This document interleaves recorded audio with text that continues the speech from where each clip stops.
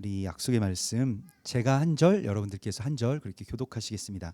하나님이 모세에게 말씀하여 이르시되 나는 여호와이니라.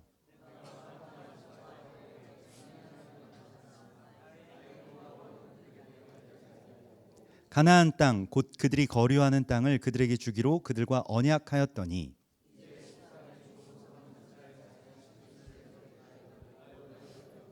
그러므로 이스라엘 자손에게 말하기를 나는 여호와라. 내가 애굽 사람의 무거운 짐 밑에서 너희를 빼내며 그들의 노역에서 너희를 건지며 편팔과 여러 큰 심판들로서 너희를 속량하여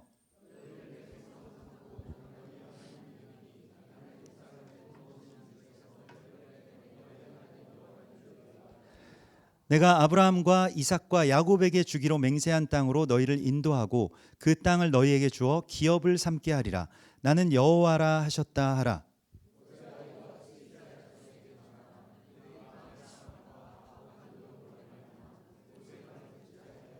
여호와께서 모세에게 말씀하여 이르시되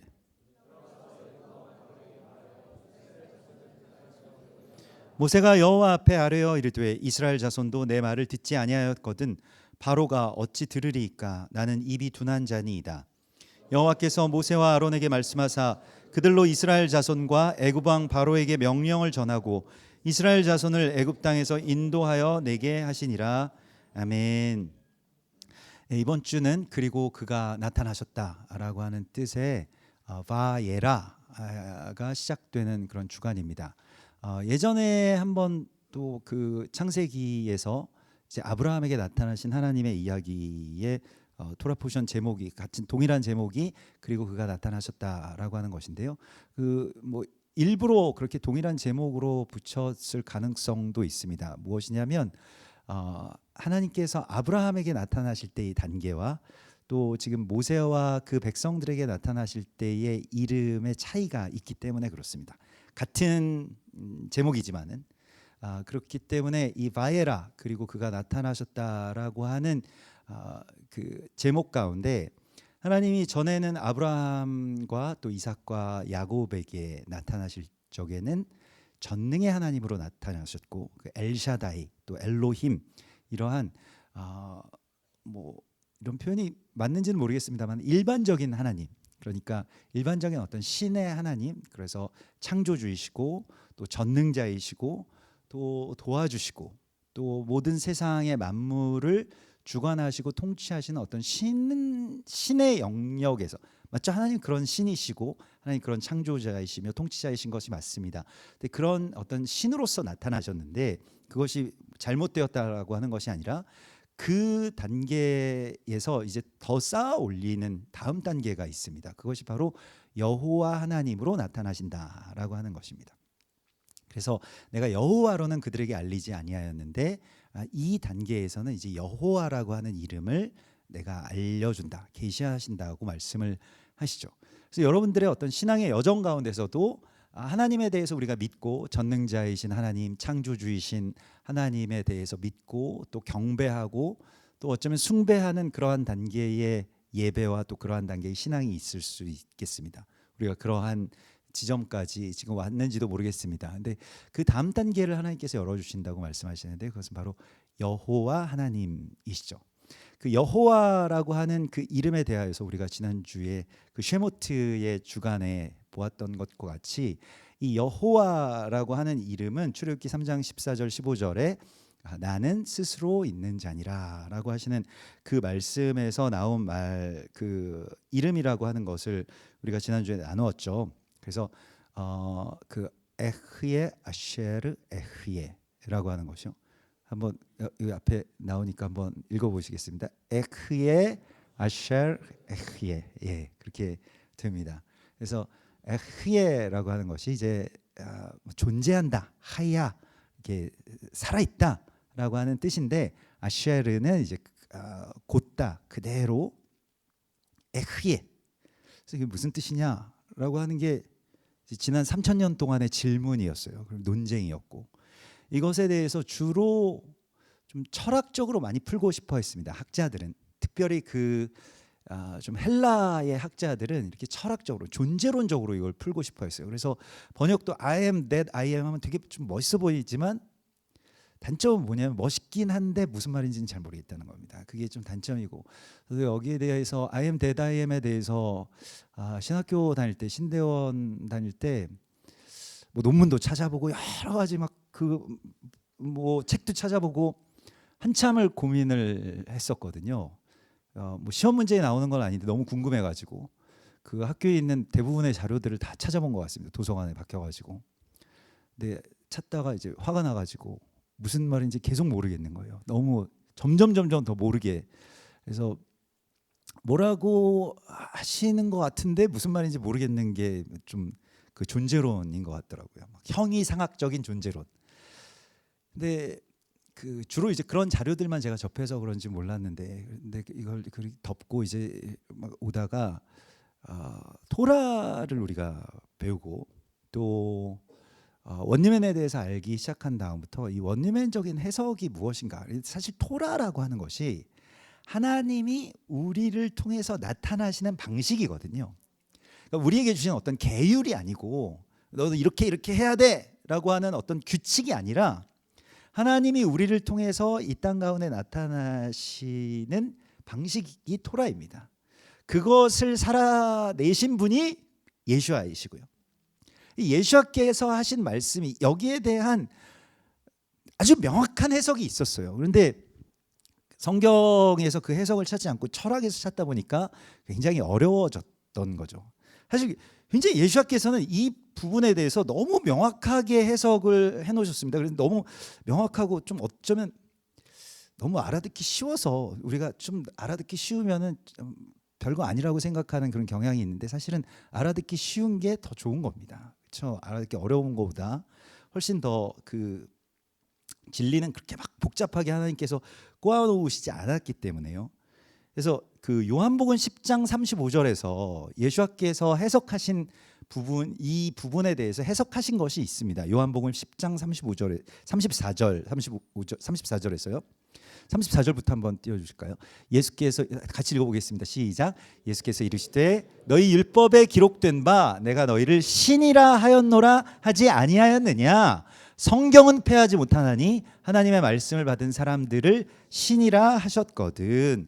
여러분, 율법에 분명히 이렇게 기록되어 있다는 것입니다. 그래서 먼저는 모세가 호렙산에서 하나님 만났을 때에 대언자를 세워달라고 계속 구할 때 하나님께서 내 형 아론이 있지 아니하냐라고 말씀을 하시면서 네가 너의 형 아론에게 신과 같이 될 것이다. 그래서 아론의 마음 기쁠 것이고, 또한 바로와 그 백성들에게 너희가 그렇게 보일 것이다. 하나님처럼 보이게 될 것이다 라고 말씀을 하셨어요. 그러면서 사실 시편 82편의 말씀이 정확하게 또 그런 말씀이 나오는데요. 시편 82편 6절에 내가 말하기를, 같이 읽겠습니다. 시작. 내가 말하기를 너희는 신들이며 다 지존자의 아들들이라 하였으나 그러나 너희는 사람처럼 죽으며 고관의 하나같이 넘어지리로다. 예. 시편 49편 20절에도요. 시작. 존귀하나 깨닫지 못하는 사람은 멸망하는 짐승 같도다. 그래서 여러분들이 신을 숭상하는 한낱 미물이 아니고 하나님이 여러분들을 통해서 나타나시는 신적인 존재라는 것입니다. 이것이 여호와 하나님의 비밀입니다. 내가, 살아있는 내가, 생명인 내가 그대로 너에게, 너를 통해서 나타날 것이다 라고 하는 것이죠. 여러분, 이것을 믿으십시오. 이 복음입니다. 여러분을 통해서 나타나신다는 거예요. 그래서 그 다음 단계는 결국 이 뭐 어떤 존재론적인 것이 아니고 형이상학적인 존재론이 아니라 관계에 대한 이야기인 것입니다. 하나님이 나를 통해서 나타나신다라고 하는 것이죠. 그래서 이 어흐예, 아쉐르 어흐예라고 하는 그 이름을 왜 주셨습니까? 모세가 이런 질문을 했거든요. 출애굽기 3장 11절에 모세가 하나님께 나는 누구입니까? 라고 하는 질문을 합니다. Who am I? 라고 하는 질문을 하죠. 내가 누구인지를 말할 수 있는 자가 누구냐? 너는 누구야? 너 누구야? 너 누구야? 난 이승원이요. 이렇게 대답을 할 수 있잖아. 근데 내가 누구라고 말할 수 있는 것은 그냥 나의 어떤 이름뿐만이 아니라 나를 규정할 수 있는 것이 그 어떤 이름 세 글자에만 있는 것이 아니라 하나님께서는 이렇게 대답을 하셨어요. 내가 누굽니까? 라고 할 때 하나님이 이르시되 12절 시작. 하나님이 이르시되 내가 반드시 너와 함께 있으리라. 여러분이 누구이십니까? 하나님이 반드시 함께 하시는 사람이라는 거예요. 예.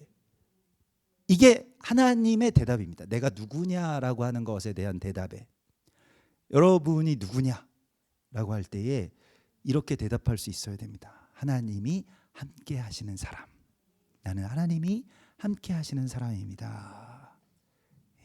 옆에 분들에게 자기 자신을 한번 소개해 볼까요? 안녕하세요. 저는 하나님이 함께 하시는 사람입니다.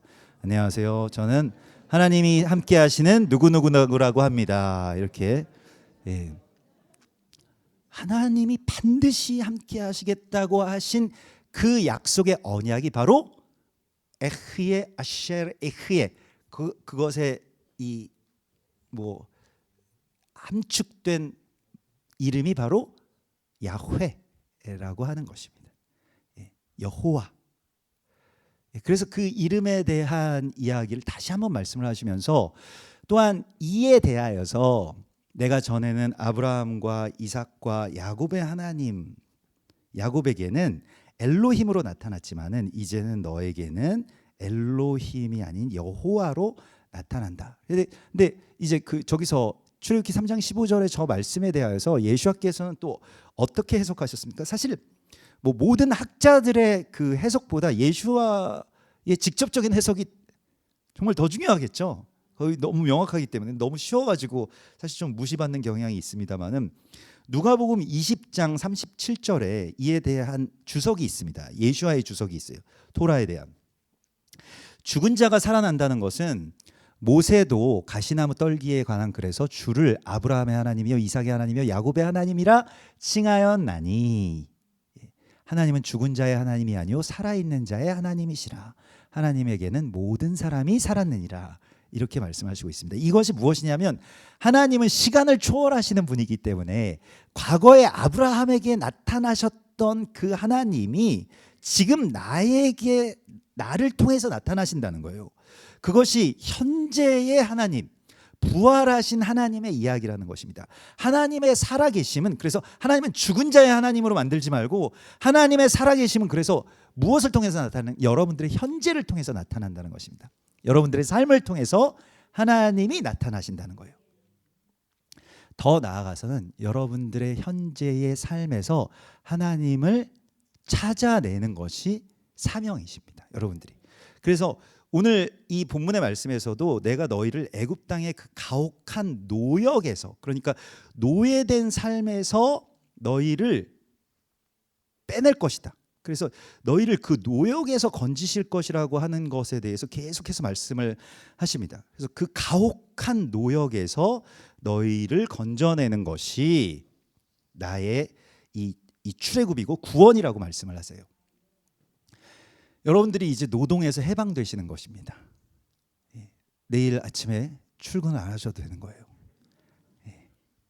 직장을 그만두는 것이 아니고 그 모든 노동이라고 하는 것을 이제 그 아보딤이라고 하는데, 이 아바드, 아보딤, 이것은 노동이라고 하는 뜻과 동시에 예배라고 하는 뜻을 갖고 있습니다. 그래서 우리가 참된 구원을 얻게 되고 나를 통해서 하나님이 나타나시게 될 때 어떤 일들이 일어나냐면요, 노동이 예배가 됩니다. 그래서 막 힘들지가 않은 거예요. 재밌고 즐겁고 또 무엇보다도 그 모든 노동을 하나님께 하듯 하는 기쁨이 나에게 있는 것입니다. 다 찬양이 되는 것이고요, 다 기쁨이 되는 거예요. 그래서 다 모든 것을 눈가림만 하려고 막 속이고 그러지 말고, 그게 이제 노예거든요. 노예들은 어떻게든 그냥 모면하고 그냥 하기 싫은데 억지로 하고 채찍이 안 맞으려고 하고 욕 안 먹으려고 하고 하는데, 출애굽을 하게 되면요, 구원을 받게 되면 어떤 일들이냐면 그 모든 일들이 내 일이 되고요, 더 나아가서는 주께 드리는 일이 예배가 된다는 것입니다. 여기에서 자유가 있고 그리고 기쁨이 있게 됩니다. 예배가 이 예배당에 우리 여러분들이 다 대부분 기쁨으로 오셨을 것입니다. 나 오늘 아침에 막 가고 싶지 않은데 그래 오늘 월요일이 아니었지, 오늘 주일이구나. 그래서 아마 오신 분 되게 기쁨으로 오셨을 거예요. 막 힘들게 오시지 않았을 것입니다. 자발적으로 멀지만 또 좁은 길이지만 우리가 여기까지 이렇게 기쁨으로 모였습니다. 그런데 이 발걸음이 확장되는 것입니다. 우리의 삶의 자리로요.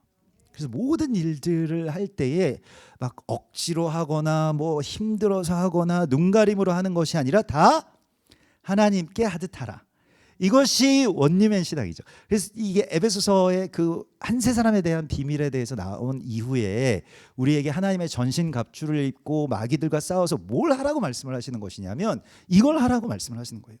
육체의 상전들에게 그냥 그렇게 막 어려워하지 말고 하나님을 대하듯이 하라는 거예요.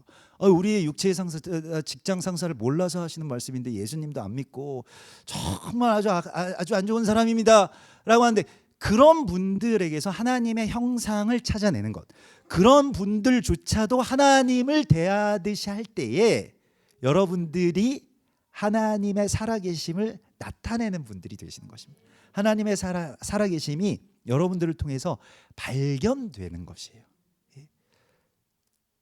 그래서 저도 막 예전에 부교육자로 이렇게 여기저기서 이제 좀 훈련 받을 때에 좀 무서운 분들 밑으로 항상 저는, 그리고 하나님께서 파송을 시켜 주시더라고요.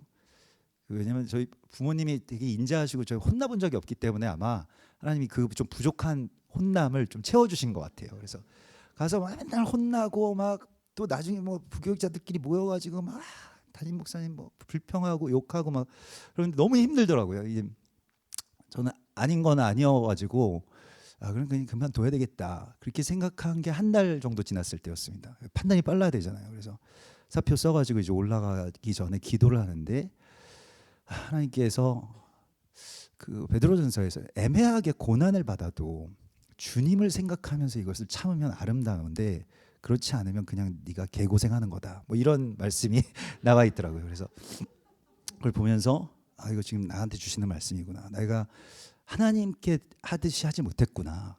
그래서 이걸 그냥 사람의 일로, 이게 사역인데 다 하나님께 하듯이 해야 되는 건데, 그래서 그때부터 하나님을 모시듯이, 그리고 여기 이 교회와 이 일들에 내가 정말로 누가 시켜서 하는 것이 아니고 그 누가 오리를 가자고 하면 십리를 가고, 뭔가 좀 도움을 달라고 하면 2배씩 더 해라. 그래서 그렇게 하기 시작했습니다. 그래서 뭔가 이렇게 명령을 받지 않았는데 새벽에 더 일찍 나가고 밤에 늦게까지 일하고 그랬었습니다. 너무 즐겁더라고요. 그게 주님께 하듯이 하니까요. 그래서 뭐 왜 저 얼마나 네가 그렇게 가나 보자 막 이렇게 주변에서 갑자기 제 이상해지니까, 그래서 같이 뭐 욕하던 그런 분들이 너 그렇게 하다가 지친다고 큰일 난다고 막 이렇게 얘기를 하시는데 너무 즐거운 거예요. 그래서 맨날 새벽에 나가가지고 밤 늦게까지 막 기도하고 일하고 그랬더니 뭐 힘들지도 않고 너무 뭐 나중에 또 거기서 되게 귀여워해 주시더라고요. 너무 당연히 좋아하죠. 그렇게 열심히 하는데. 그래서 이제 그런 모든 것들이 예배가 되는 순간에 그 아주 진짜 큰 기쁨이 있거든요. 근데 그것이 결국에는 우리가 우리의 삶의 어떤 현장들 속에서 하나님을 나타내는 일입니다. 여러분들이 하나님을 나타내시는 거고요. 또 하나님을 발견하시는 것입니다. 정말로 어쩌면 하나님의 형상을 발견하기 어려운 분들이 있죠. 물론 막 발견하기 좋은 분들도 있지만, 하나님의 형상 그대로 발견하는 분들도 있지만, 사실은 그거는 다 여러분들의 몫입니다.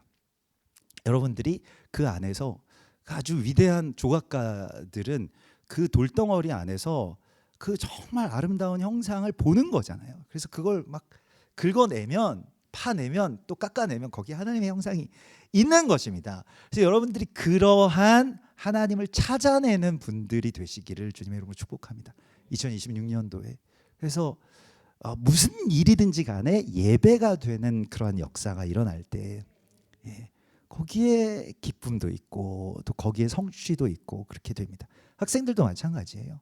그래서 뭐 오늘 영어 단어를 뭐 30개만 외우자 그러면 60개 외우고, 그렇죠? 기쁜 마음으로 이거 30개 가지고는 안 되죠. 60개를 외워야 되겠죠.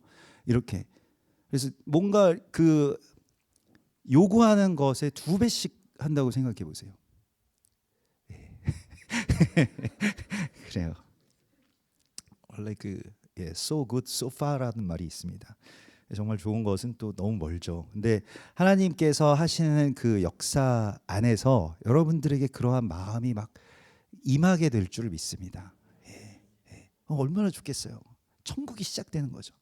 저는 맨날 똥 씹은 표정으로 나 막 싫어, 막 성경 읽기 싫어, 예배드리기 싫어, 왜 이렇게 길어, 막 이렇게 하던 분들이 기쁨으로 왜 이렇게 좀 더 해주세요, 막 더 찬양도 막 너무 짧고 오늘 좀 짧지 않았어 찬양이?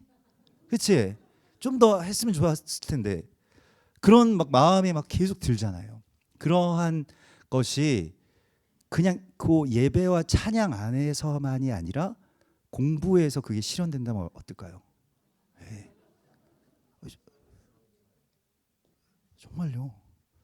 부모님이 막 말리시고 야 이제 자야 된다.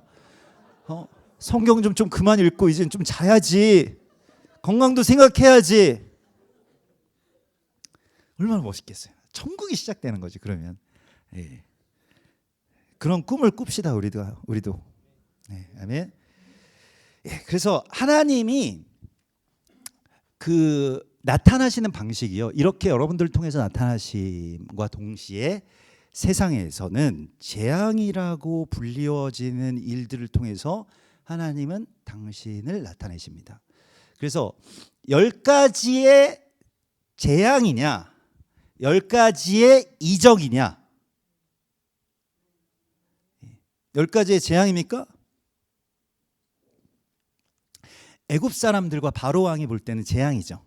그러나 하나님의 백성들이 볼 때는 기적입니다. 하나님이 나타나시는 것이죠. 재앙이 아니에요. 이 일은 너희의 장래의 소망을 주려 함이라 라고 예레미야 애가에서 말씀하신 이거 재앙이 아니라 소망이다. 평안이다. 이렇게 말씀하시고 있는 것입니다. 그래서 10가지의 재앙이라고 불리워지는 것을 10가지의 기적이라고 받을 수 있는 바로 그 기적을 10가지를 하나님께서 일으켜 주십니다. 그것이 바로 피, 개구리, 이, 파리, 악성 종양, 또 독종, 우박, 메뚜기, 흑암, 장자의 죽음. 와, 이거 어떻게 다 외웠을까?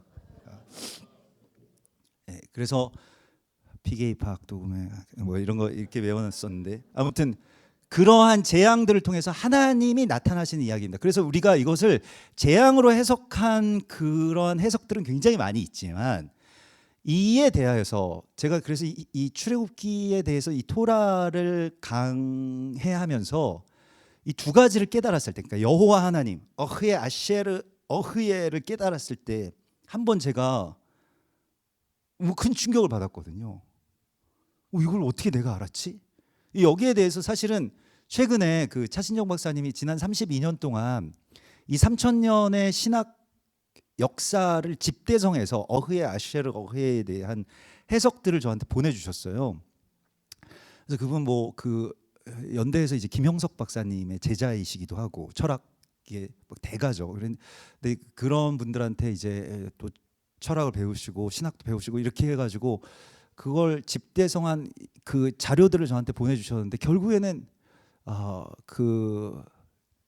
이런 해석들이 제가 자의적으로 해석한 게 아니라 결국에 이런 해석들이 원리원적인 해석이라고 하는 것을 이제 나중에 알게 됐습니다. 좀 뭐 귀납법적으로 알게 되는 것인데 먼저 그래서 이걸 알게 되었을 때 또 이 재앙이냐 이적이냐라고 하는 것에 대해서 알게 되고 이것을 해석하게 되었을 때 이러다가 진짜 너무 빨리 죽지 않을까 이런 생각이 들었어요. 너무 깊은 지혜를 갑자기 이렇게 알게 돼가지고 근데 큰 일은 없더라고요.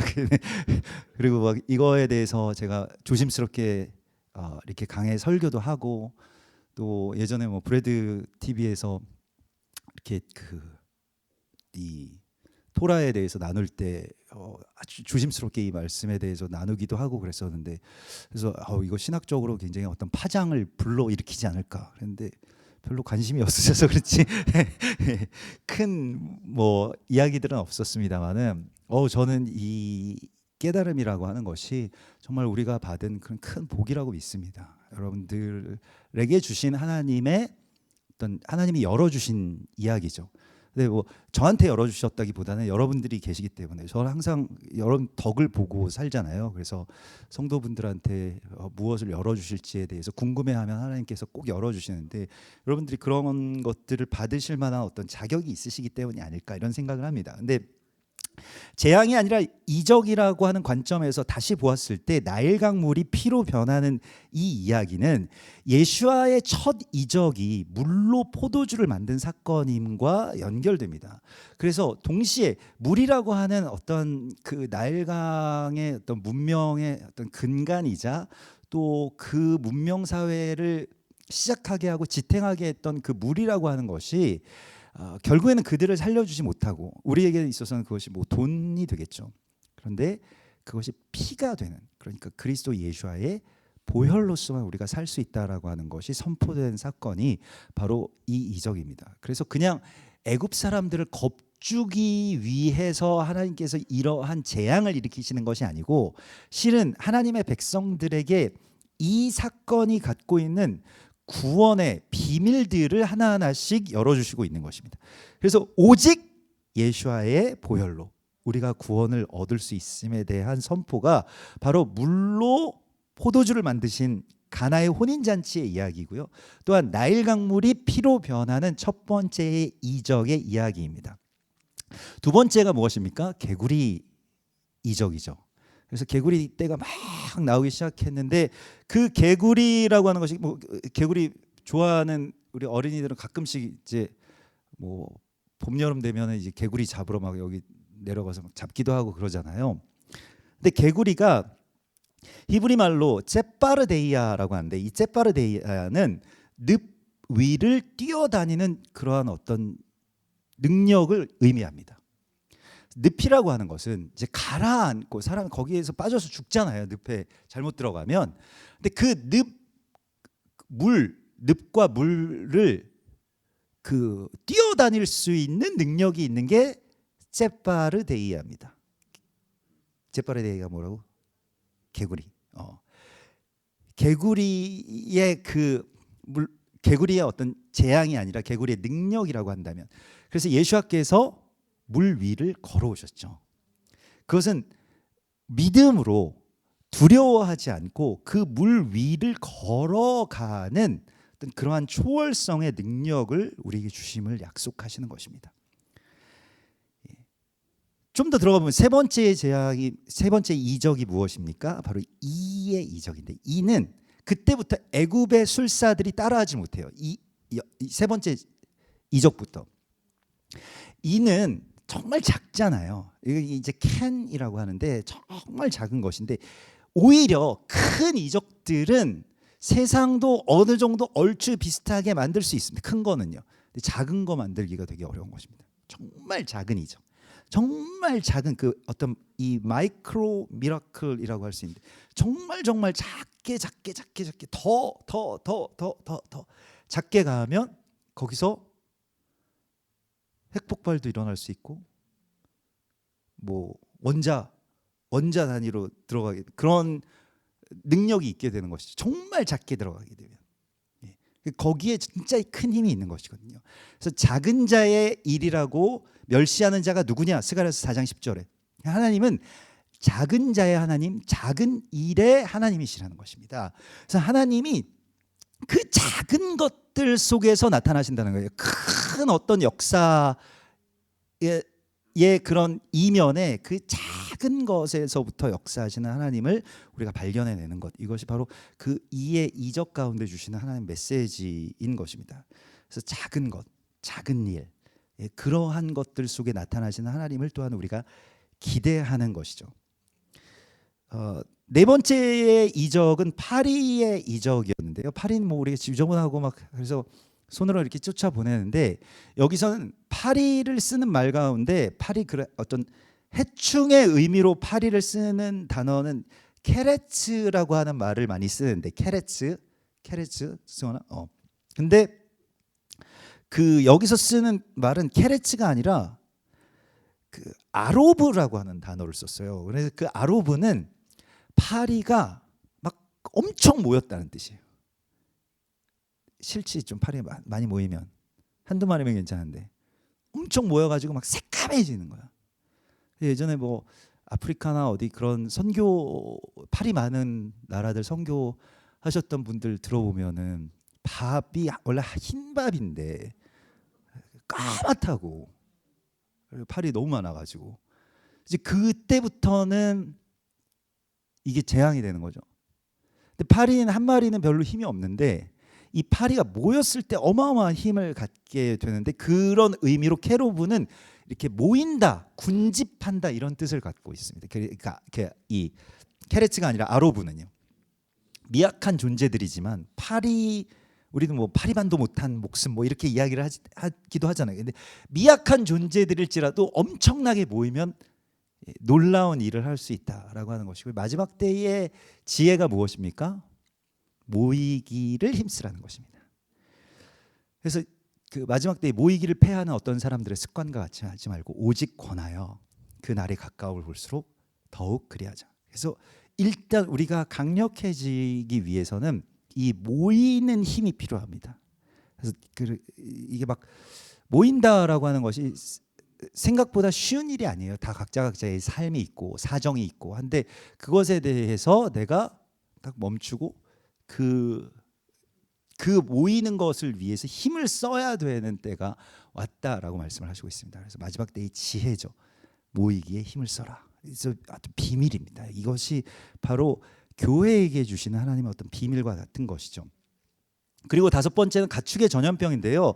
이 가축의 전염병에 대해서는 가축은 원래 어떤 그런 그 금송아지 그런 우상처럼 어떤 소유와 성공의 우상을 의미합니다. 근데 그것을 쓰러뜨릴 수 있는 그 힘이 어디에 있느냐라고 했을 때 가축의 전염병이라고 하는 이 전염병이라고 하는 단어가 데베르라고 하는 말을 썼거든요. 이 데베르는 다바르에서 나온 말입니다. 말씀이라는 뜻이에요. 그래서 그 말씀으로 말미암아서 이게 이제 말이라고 하는 것이 부정적인 의미도 있고 부정적으로 쓰일 수도 있고요. 정말로 이게 악성 전염병이 퍼지는 것과 같은 그런 것으로도 이제 말의 악담 같은 것들이 그렇게 퍼져 나가잖아요. 그런 것인과 동시에 우상을 쓰러뜨리는 힘도 어디에 있습니까? 말씀에 있는 것입니다. 말씀을 전하는 것이고요. 말씀을 우리가 증거하는 것이고 말씀을 선포하는 것이죠. 우리가 말씀으로 시작을 하고 말씀으로 묵상을 우리 이 새해에 그렇게 뭐 지금 막 하고 있지 않습니까? 이제 그런 것들 가운데 우상이 이제 쓰러지는 힘이 있다는 거예요.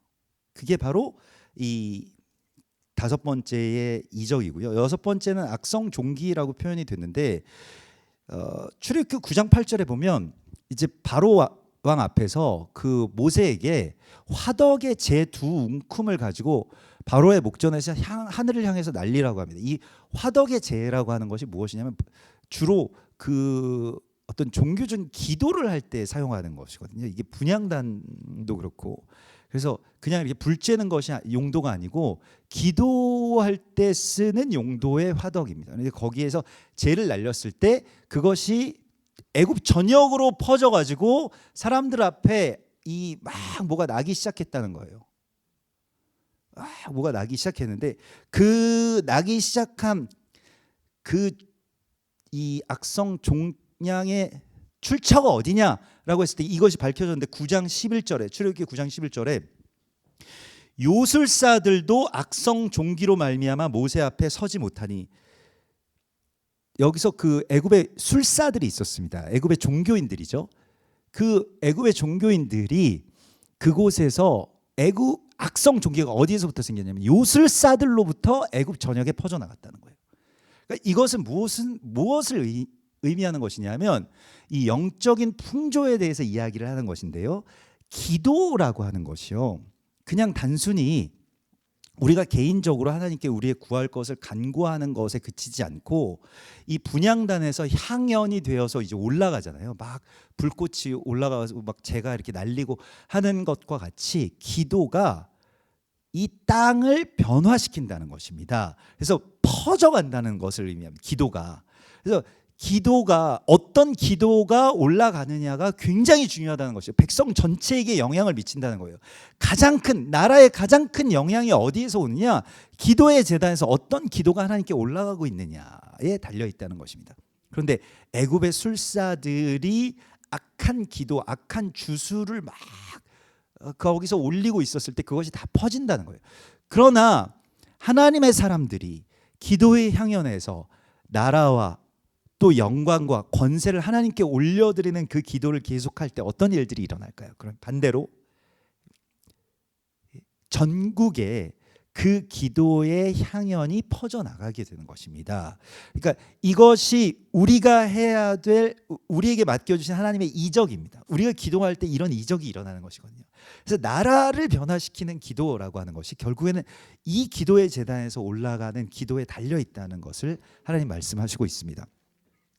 그리고 이제 그 7번째가 우박의 재앙이고요. 우박은 이적, 우박을 카바드라고 하는 말을 썼습니다. 카바드 여러분들 많이 들어보셨죠? 카보딤, 카바드. 하나님의 영광을 의미하는데요. 우박이 왜 영광과 연결되어 있을까요? 영광은 무게를 갖는다라고 하는 말에서 나온 것입니다. 카바드라고 하는 말이요. 그래서 그냥 하늘에서 떨어지는 뭐 눈송이나 아니면 물이 아니라 무언가 무게를 가지고 툭툭 떨어져서 결국에는 지붕까지 뚫고 모든 뭐 농작물들을 파괴하는 것에 어떤 힘이 어디 있느냐? 그 무게를 갖게 되는 데 있다는 거예요. 그래서 하나님의 영광이라고 하는 것도 하나님의 말씀이라고 하는 것도 여러분들만큼의 무게를 갖게 될 때 힘이 생기는 것입니다. 55kg의 무게를 갖게 되는 55kg 넘지. 근데 55kg의 어떤 무게를 갖게 되는 거. 뭐 75kg의 무게를 갖게 되는 것. 이러한 것이 하나님의 영광의 실체가 되는 것을 말합니다. 그래서 하나님의 영광이라고 하는 것은 어떤 개념, 뭐 신앙, 믿음, 뭐 관념, 말씀 이러한 것들이 실제의 무게를 갖게 될 때 하나님의 영광이라고 하는 것입니다. 그런데 바로 왕은 출애굽기 9장 34절에서 바로 왕의 완악한 마음, 자기 마음을 완악하게 했다라고 표현을 하는데요. 다시 범죄하여 마음을 완악하게 할 때 카바드라고 하는 말을 씁니다. 자기 마음에 무게를 두는 거예요. 내 마음대로, 아니 나는 이거 하고 싶다고, 지금 말씀 읽고 싶지 않다고, 지금 이게 자기 마음에 무게를 두는 거예요. 내 마음 가는 대로가 아니라 내 마음을 하나님께로 올려주는, 어디에 무게를 두느냐라고 하는 것의 이야기입니다. 무게를 어디에 둘 거냐. 내 마음대로 사는 것이 자유가 아닙니다. 하나님 마음대로 사는 게 자유예요. 하나님이 내 안에서 자유하시는 것이 자유지, 내가 내 마음대로 산다고 해서 그러면 파멸입니다. 내 마음대로, 내가 하고 싶은 대로. 그것이 아니죠. 그것을 하지 않아도 하나님께 무게를 두는 삶. 그렇게 될 때 하나님이 내 안에서 역사하시기 시작하는 거예요. 그게 바로 이 우박의 이적입니다. 카바드, 무게를 어디다 둘 거냐라고 하는 거예요. 그 다음에 메뚜기는 아르베라고 하는 말을 썼는데요. 아르베는 증가하다, 부흥하다 이런 뜻입니다. 그래서 아까 전에 파리는 모이는 것에 있고요. 메뚜기는 증가하는 것에 있습니다. 그래서 이게 그 부흥의 어떤 힘에 대해서 아주 증가하는 것. 뭐 우리 교회도 부흥하고 또 힘이 더해지고 이러한 것들이죠. 그러한 어떤 시기가 있고 또 그러한 것으로 대적을 파쇄하는 힘을 하나님께서 주시는 것입니다. 부흥의 힘이죠. 아르베. 또 다른 뜻은요. 메뚜기가 우리가 성경 통독할 때 너희도 기억나지? 잠언 우리 통독했잖아. 그때 메뚜기 기억나지? 맞나? 잠언 30장 24절에 땅에 작고도 가장 지혜로운 건 넷이 있는데 그 중에 하나가 메뚜기인데 곧 힘이 없는 종류로되 먹을 것을 여름에 준비하는 개미와 또 바위 사이에 짓는 사반과 자 여기서 임금이 없을 때 다 떼를 지어 나가는 메뚜기. 그래서 메뚜기는 무언가 엄청난 그 임금이나 시스템에서 막 상명하복식 그런 군사적인 것이 아닌데 그 모든 때가 다 서로 어떻게 해야 될지를 유기적으로 알고 있다는 것입니다. 이것을 성령의 코이노니아라고 하는데요. 왕이 하나님이시기 때문에 하나님의 뜻을 다 같이 알고 있는 거예요. 그래서 보십시오. 우리가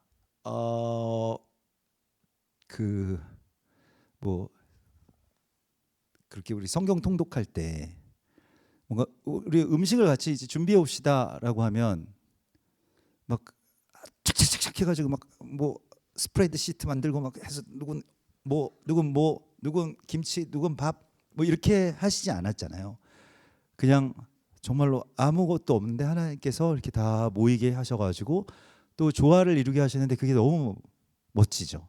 근데 메뚜기라고 하는 것이 어떤 막 행정적으로 뭔가 이렇게 계통적으로 막 착착착착 진행되지 않은 또 서로가 다 내가 이 지체로서 어떤 역할을 해야 될지를 서로 다 잘 알고 있다는 것입니다. 유기적으로 다 같이 성령 안에서 그게 메뚜기의 힘이라고 말씀을 하시고 있는 거예요. 그래서 숫자가 많이 증가하더라도 그 공동체성을 잃지 않는 것이죠. 조직화되지 않고. 근데 그것을 늘 우리가 꿈꾸어야 됩니다. 무언가가 막 이렇게 행정적으로 막 조직적으로 막 착착착착 짜이고 이런 것보다는 하나님 안에서 그리스도 예수 안에서 서로 유기적으로 늘 서로를 돕고 내가 무엇을 해야 될지를 또 미리 깨닫고 있고 이러한 것이 이제 메뚜기의 힘이라고 말씀을 하시고 있고 미약한 힘들이 같이 모였을 때 엄청 큰 능력이 되는 것을 말씀을 하십니다. 그리고 마지막 두 가지의 재앙인데 하나가 흑암이고요. 두 번째가 마지막 10번째가 장자의 죽음이죠. 자, 흑암의 그 이적은 무엇입니까? 빛이 일어나기 전에 반드시 필요한 것이 빛이 비추려면 흑암이 필요합니다. 어둠이 가장 깊은 그 순간이 언제냐면 해가 떠오르기 직전이거든요. 밤에 야간에 새벽에 근무를 서보신 분들, 그 군대에서 근무를 서보신 분들은 뭐 아실지도 모르겠습니다. 정말 어두운 시간, 해 뜨기 직전의 어떤 시간들이거든요. 이사야서 60장 1절에 자 읽어보겠습니다. 시작. 일어나라 빛을 발하라 이는 내 빛이 이르렀고 여호와의 영광이 내 위에 임하였음이니라. 자 2절에 보라 어둠이 땅을 덮을 것이며 캄캄함이 만민을 가리려니와. 예. 어둠이 땅을 덮고요 캄캄함이 만민을 가리는 것이 재앙입니까 그러면? 아니죠. 빛이 비춰지기 위한 준비죠. 흑암이 먼저입니다. 그래야 빛이 비춰지는 거예요. 그래서 불을 꺼라. 흑암이 있어야 빛이 있다라고 하는 것입니다. 재앙일까요? 재앙일까요? 휴대폰을 이제 다 끄고 스마트폰을 다 끄고 나 이거 재앙이에요. 나 이거 못 꺼요. 끄면 주님의 빛이 비춰옵니다. 그런 역사가 여러분들 안에서 일어나는 거예요. 정말 밝은 빛, 진짜 빛을 발견하기 위해서는 불을 다 꺼야 됩니다. 예수와의 구원의 이야기가 일어날 때 마태복음 27장 45절에서 제6시로부터 온 땅이 어둠에 임하여 제9시까지 계속되었다라고 되어 있습니다. 이게 이적이죠.